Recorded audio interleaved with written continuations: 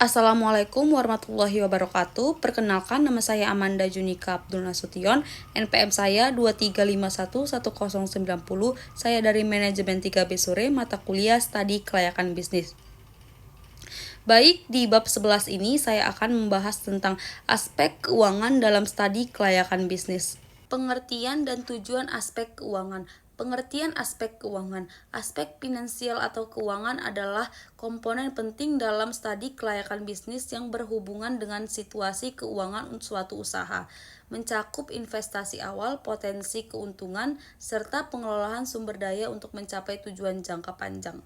Identifikasi sumber dana dan biaya investasi, estimasi pendapatan dan biaya proyek, analisis arus kas dan kriteria penilaian investasi, proyeksi laporan keuangan, neraca, laba rugi.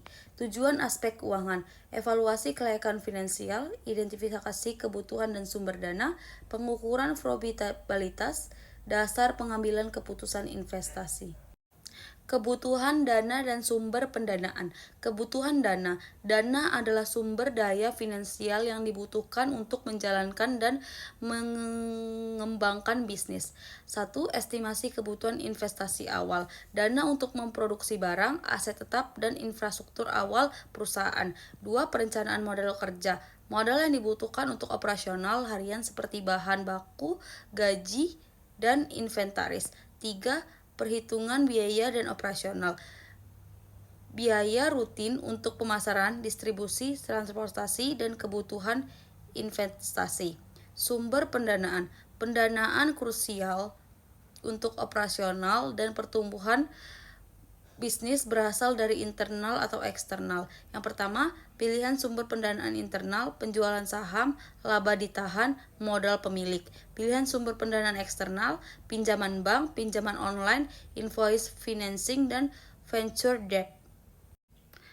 Peran hutang dalam aspek keuangan. Klasifikasi hutang. Jangka pendek, kewajiban yang harus dibayar dalam waktu kurang dari 1 tahun. Jangka panjang, kewajiban yang jatuh tempo lebih dari 1 tahun seperti kredit, investasi, atau pengembangan. Pertimbangan penggunaan hutang jangka panjang untuk ekspansi bisnis atau investasi strategis, menjaga stabilitas arus kas perusahaan, memanfaatkan leverage untuk pertumbuhan jangka panjang, evaluasi kemampuan bayar dan risiko. Dampak hutang terhadap struktur modal. Hutang adalah kewajiban yang mempengaruhi neraca perusahaan atau kelompok pasifa, membentuk bagian dari struktur modal bersama ekuitas. Pengelolaannya krusial untuk kesehatan finansial.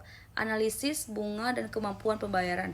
Beban bunga hutang mempengaruhi laporan laba rugi, penting untuk menganalisis resiko pembayaran hutang dan memastikan arus kas yang memadai untuk memenuhi kewajiban pokok dan bunga secara berkelanjutan guna menjaga stabilitas keuangan. Yang terakhir itu kesimpulan dan rekomendasi. Analisis komprehensif, memastikan pemahaman mendalam tentang kelayakan finansial proyek, mengidentifikasi potensi keuntungan dan resiko, pembiayaan optimal, merancang struktur modal yang efisien, menyeimbangkan utang dan ekuitas untuk meminimalkan biaya modal dan memaksimalkan nilai, mitigasi resiko, mengidentifikasi, menganalisis, dan mengembangkan strategi untuk mengurangi dampak resiko finansial, menjaga stabilitas proyek.